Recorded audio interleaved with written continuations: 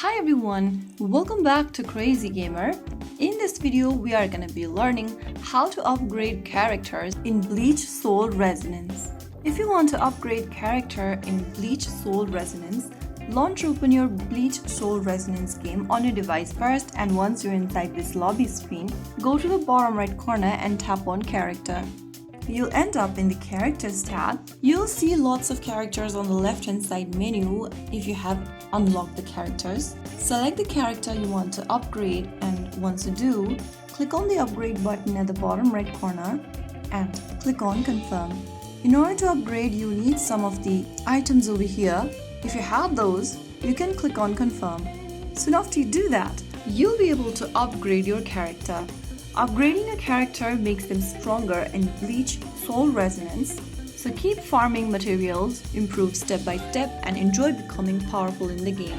So that's how it's super easily done. If you found the video helpful, don't forget to like, share, and subscribe to our channel. I will be back again in the next video. Stay tuned till then.